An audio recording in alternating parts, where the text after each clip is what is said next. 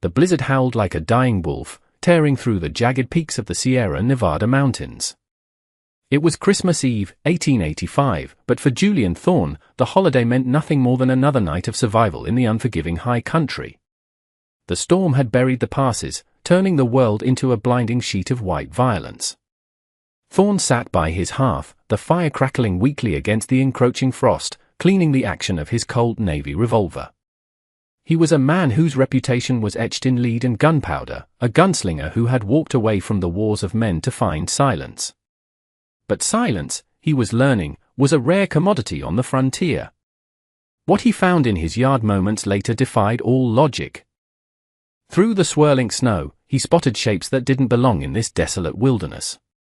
Two figures lay collapsed near his woodpile, rapidly being buried by the drift.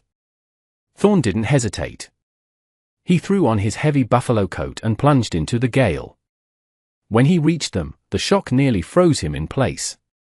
They weren't rugged trappers or lost prospectors. They were women. Young, delicate, and completely ill-equipped for a winter that killed cattle in standing herds. They were Chinese, identical in every feature, their raven hair frozen with ice. Most shockingly, they were not dressed in furs or wool. Both wore identical light pink prairie dresses, garments made of fine cotton and lace, suited for a spring Sunday in San Francisco, not a blizzard in the Sierras. The fabric was torn and soaked, clinging to their shivering forms. The contrast of that soft, pale pink against the brutal white snow was a sight that twisted Thorne's stomach. He scooped them up, one in each arm.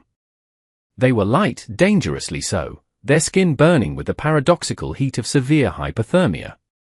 He kicked his cabin door shut against the wind and laid them before the fire, stripping away the frozen layers of wet pink fabric to wrap them in thick wool blankets. For 3 hours, Thorne worked to keep them alive, rubbing circulation back into their limbs and feeding them warm broth. He was a killer by trade, but tonight he was a nursemaid. When the first woman opened her eyes, Thorne saw a terror that had nothing to do with the cold. She looked at him, then at her sister, her dark eyes wide and frantic. She grabbed Thorne's wrist with surprising strength. "Hide," she whispered, her English accented but clear. "Please." "They come." Thorne looked at the two women. Now that they were conscious, the resemblance was uncanny. They were mirror images of one another, possessed of a porcelain beauty that seemed almost supernatural in the flickering firelight. "Who is coming?" Thorne asked, his voice gravelly from disuse. "The tiger," the second sister whispered, clutching her blanket. "And our father." The story spilled out in fragmented, terrified bursts. Their names were Mai and Lin.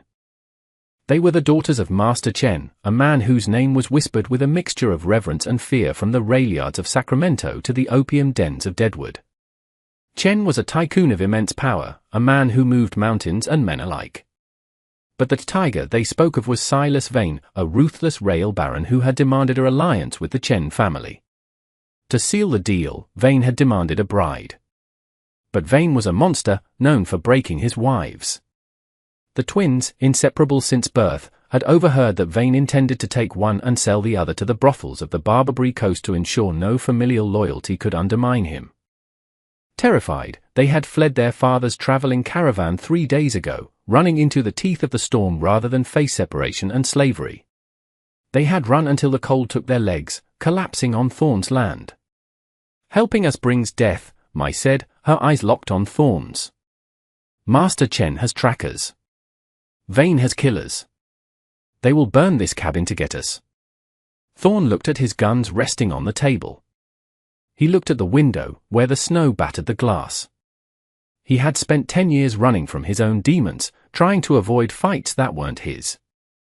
But looking at these two terrified women, shivering in his blankets, he felt the old iron settle in his gut.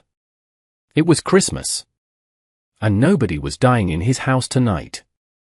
"Let them come," Thorne muttered. The attack didn't wait for morning. An hour later, the sound of horses cut through the wind. Thorne blew out the lamp, plunging the cabin into darkness. He cracked the shutter.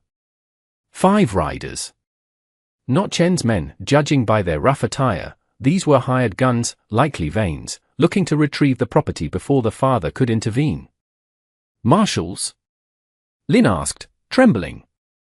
Mercenaries, Thorne corrected, checking the load in his Winchester. Stay down. A voice boomed from the darkness. We see the smoke, Thorne. We know you're in there. Send out the girls, and we leave you alive. Keep him, and we torch the place. Thorne didn't answer with words. He shattered the window pane with the barrel of his rifle and fired. The lead rider dropped from his saddle, screaming as he clutched his shoulder. The frontier exploded into chaos. Bullets chewed into the log walls, sending splinters flying. Thorne moved with the efficiency of a machine, firing, levering, and firing again. He wasn't shooting to scare, he was shooting to end it. Mai and Lin huddled in the corner, clutching each other. They had heard stories of the Western gunslingers, men who were more myth than flesh, but watching Thorne was like watching a storm contained in a human shape. He held the door for hours, repelling wave after wave of probing attacks. When the ammunition ran low, he switched to his revolvers. By the time the grey light of dawn began to bleed over the mountains, for men lay dead in the snow, their blood staining the pristine white. The fifth had fled. The storm had broken, leaving a silence so heavy it pressed against the ears. Thorne slumped against the wall, exhausted. He had a graze on his cheek and a bullet hole through his coat, but he was alive. Mai crawled toward him, tearing a strip from her petticoat to press against his bleeding cheek. Why? She asked softly. You do not know us. You came to my door, Thorne grunted, wincing as she cleaned the wound. That makes you my responsibility. Our father comes now, Lin said, staring out the window at the clearing sky. The gunfire will draw him. He is worse than the men you killed. Thorne reloaded his weapons. Then we wait. They didn't have to wait long. By mid-morning, the valley trembled with the sound of a massive party approaching. This wasn't a ragged band of mercenaries, this was a procession. Over the ridge came 20 riders, flanked by a pristine black carriage on sled runners. The men wore heavy coats of wolf fur and carried repeating rifles. They surrounded the cabin with military precision. The carriage door opened, and Master Chen stepped out. He was an older man, but he stood with a rigid, imperial posture.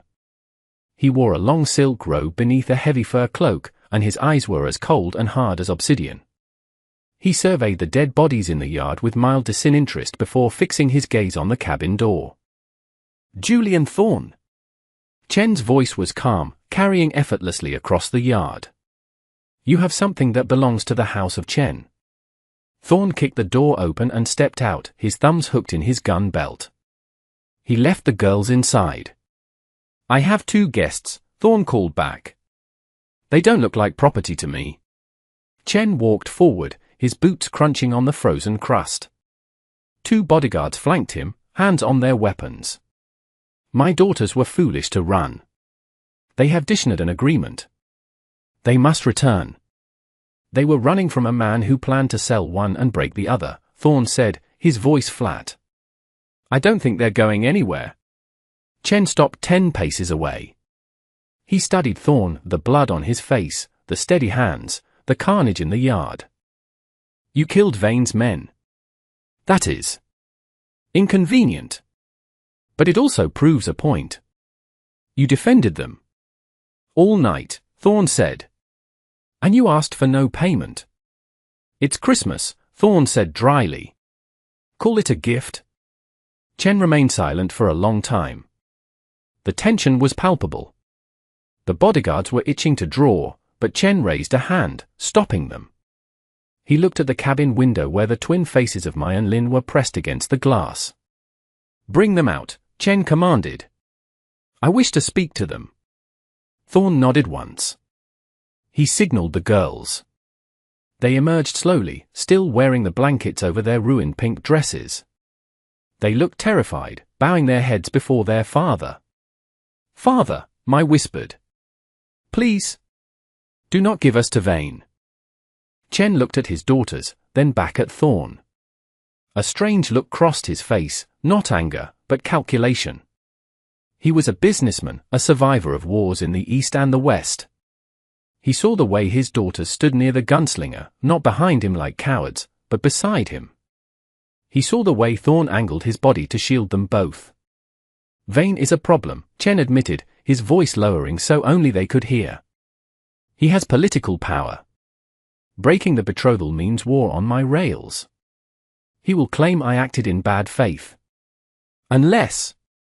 Chen trailed off, his eyes narrowing as he looked at Thorn. Unless what? Thorn asked. Unless the daughters are no longer mine to give, Chen said. By the laws of this territory, and by the traditions of my ancestors, a life debt changes ownership of destiny. You saved them from the storm. You saved them from Vane's killers. Their lives are technically yours. I don't want to own anyone, Thorn snapped. It is not about ownership, Mr. Thorn. It is about protection, Chen said. Vane will come back. He will bring the law, or he will bring an army. I cannot fight him openly without losing my railroad. But you are a ghost. You have no railroad to burn. Get to the point, Thorn growled. The shocking decision is this, Chen announced, turning to his men so they could bear witness. My daughters cannot be separated. Their souls are one. Vane wished to sever them. I will not allow it. Since you saved both, you are responsible for both. To break the contract with Vane legally, they must be married immediately. To a man who has earned the right by blood. Thorn blinked. Married? To which one? Chen smiled, a thin, sharp expression. You do not listen, Mr. Thorn. They are identical. They are one spirit in two bodies. You cannot marry one and leave the other to be preyed upon. You must marry both. Thorn stared at the man. That's illegal in this territory. The territory is vast, Chen waved a hand dismissively. And I have judges in my pocket who owe me more than they owe the governor. We will conduct a ceremony here, under the laws of my ancestors, and I will have the papers forged by morning to satisfy your American courts. You marry them, and they become untouchable. Vane cannot claim another man's wives without starting a blood feud that the law will not support. Mai and Lin looked at Thorn. The terror in their eyes had been replaced by a desperate hope. They stepped closer to him. He saved us, Lin said softly to her father. He fought for us when he owed us nothing. He is a warrior, Mai added. Better a warrior than a monster. Thorn looked at the twins. He looked at the snow-covered valley. He was a loner. A drifter. The idea of a wife was terrifying enough. The idea of two was insanity. But he looked at the pink dresses, tattered and stained, and remembered how small they had felt when he carried them out of the storm. If he said no, Chen would likely be forced by politics to hand them over to Vane, or they would be hunted down eventually. I have nothing to offer them, Thorn said quietly. Just a cabin and a gun. Safety is a rare dowry, Chen replied. And you will not be poor. The house of Chen pays its debts. You will manage the pass for my trains. You will be protected. Thorn looked at Mai. She reached out and took his left hand. Lin took his right. Their grips were firm. They weren't asking to be saved anymore, they were choosing their savior. I accept, Thorn said. The words felt heavy, like a sentence and a vow combined. Good, Chen clapped his hands. We do it now. Before Vane realizes his mercenaries are dead. The ceremony was unlike anything the Sierra Nevada had ever seen. There was no priest, only an elder from Chen's retinue who chanted in a low, rhythmic drone as incense sticks were burned in the snow. Thorn stood in his battered coat, the colt on his hip heavy and cold. Mai and Lin stood on either side of him. The blankets were discarded for a moment, revealing the ruined pink dresses, a testament to their survival. They bowed to the four directions. They bowed to the ancestors. And finally, they bowed to Thorn. Master Chen produced 2 rings of jade, slipping them onto Thorn's pinky fingers, as his hands were too large for them to fit elsewhere. You are family now, Chen said, his voice void of the earlier coldness. The tiger will come. But now he faces a dragon. Just as the ceremony concluded, movement caught Thorne's eye. On the ridge, a solitary figure on a massive black horse appeared. It was the sheriff, a man known to be in Vane's pocket. He rode down the slope, his badge glinting in the winter sun.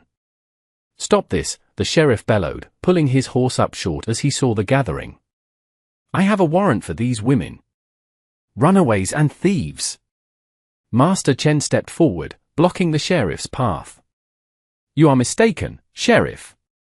"I'm not mistaken about nothing, Chen. Vane wants his brides." "They are not Vane's brides," Chen said calmly. "They are Mistress Thorne and Mistress Thorne. They were married this morning. You are interrupting a family gathering." The sheriff sneered. "Married? To him? That gun shark? That ain't legal. You can't have two wives." Thorne stepped forward, the twins flanking him like guardian spirits. His hand rested on the butt of his gun. "In this valley, Sheriff, the law is what I say it is. And I say I'm a married man enjoying his Christmas. Now, unless you want to join those men in the snow," he gestured to the frozen corpses of the mercenaries that Chen's men had piled near the tree line. The sheriff looked at the bodies. He looked at the 20 armed guards of the Chen family. He looked at Thorne's eyes, which were colder than the blizzard that had passed. "Vane won't like this," the sheriff spat, turning his horse. "Tell Vane," Thorne called out, his voice ringing off the granite cliffs, "that if he comes to my house again, he won't be leaving." As the sheriff rode away, defeated, the tension in the yard finally broke. The twins turned to Thorne. For the first time, they smiled. It was a radiant, identical expression that seemed to melt the ice around Thorne's heart. "Husband," Mai said, testing the word. "Husband," Lin echoed. Master Chen signaled his men. They began unloading crates from the sleds, supplies, food, fine silks, and ammunition. "I will leave you to your winter," Chen said, climbing back into his carriage. "I will return in the spring when the pass clears. Do not let them die, Julian Thorne." "I won't," Thorne promised. As the caravan disappeared back into the white landscape, Thorne was left standing in the yard with his 2 new wives. The sun was high now, dazzlingly bright on the snow. "It is cold," Lin said, shivering slightly. "Then let's go inside," Thorne said. He ushered them back into the cabin. The fire was dying, so he stoked it until it roared. He watched them moving around his small, cramped space. They were already organizing, cleaning, making the space their own. They moved in perfect synchronization, communicating without words. Thorne sat in his chair, watching the flames. He had woken up a solitary man expecting a lonely Christmas. He was going to sleep a husband to 2 of the most beautiful, dangerous complications the frontier had ever produced. Later that evening, as the sun set behind the peaks, casting long purple shadows across the snow, Mai and Lin sat on the rug before the fire. They had found a needle and thread and were mending the tears in their pink prairie dresses. Thorne poured 3 cups of tea, a gift from the crates Chen had left. He handed a cup to Mai, then one to Lin. "Thank you," they said in unison. Thorne took a sip of the tea. It was bitter and hot, grounding him. "You know," he said quietly, "Vane will come back. This isn't over." Mai looked up, her eyes fierce. "We know." Lin threaded her needle, the steel flashing in the firelight. "But we are not alone anymore." "No," Thorne said, looking at his guns hanging by the door, and then at the women who now wore his name. "No, you're not." The blizzard had passed, but the world had changed. The gunslinger of Silver Creek had found something worth more than gold, and more dangerous than dynamite. He had found a family. And as the stars came out over the silent, snowy mountains, Julian Thorne realized that for the first time in his life, he was exactly where he was supposed to be. The months that followed were a testament to the strange, new reality of the cabin. The winter was harsh, refusing to release its grip on the mountains, but inside, there was warmth. Thorne taught the twins how to shoot. He discovered quickly that while they were identical in looks, they were distinct in skill. Ma had a steady hand and the patience of a sniper. She took to the rifle as if she had been born with it. Lynn was quicker, more reactive. She favored the revolver, practicing her draw until her speed rivaled Thorne's own. They, in turn, transformed his world. The grim, bachelor existence of the cabin vanished. The air, once smelling only of stale tobacco and gun oil, now carried the scents of spices and herbs they found in the provisions. They taught him the language of their father, the intricate politics of the railroad, and the philosophy of the East. But the threat of the tiger remained a shadow over their happiness. Spring arrived with the cracking of ice and the roar of the meltwater in the creek. With the thaw came the news Thorne had been expecting. A rider from the nearest mining town brought word Silas Vane was coming. He wasn't bringing lawmen this time.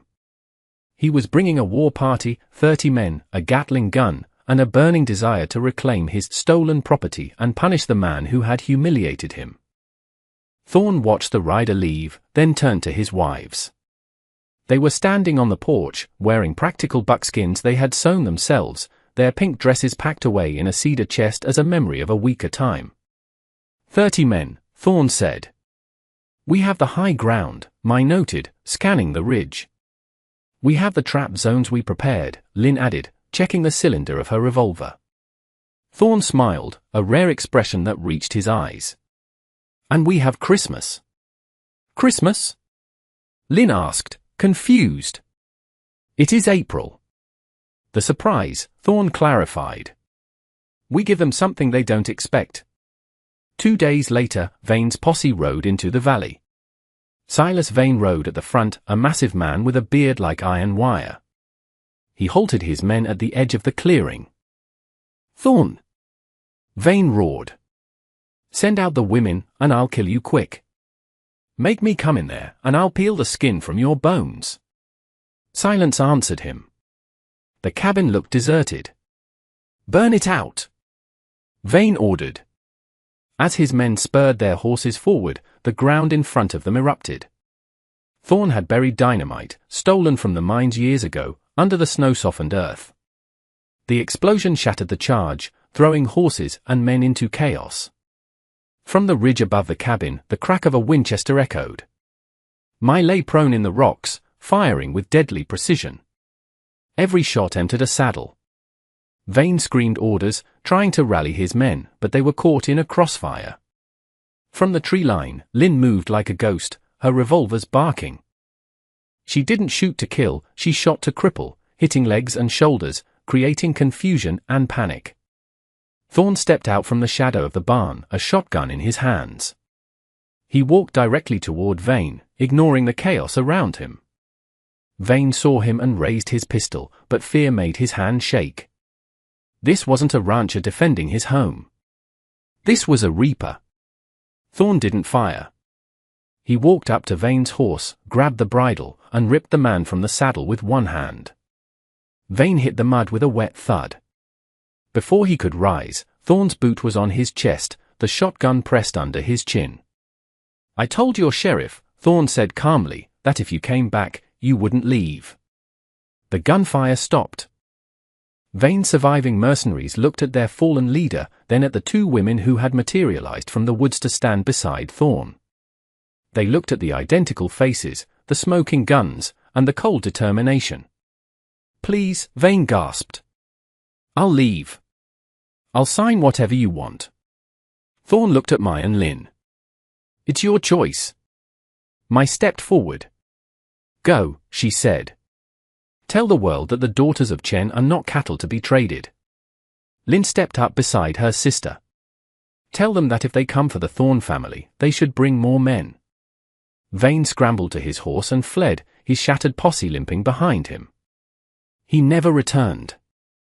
The legend of the 2-headed dragon of Silver Creek spread across the west, a tale of a gunslinger and his twin warrior wives who held the pass against an army.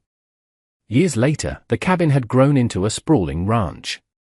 The railroad ran through the lower pass, paying a handsome toll to the Thorne family for protection. Master Chen visited every Christmas, bringing gifts of silk and jade.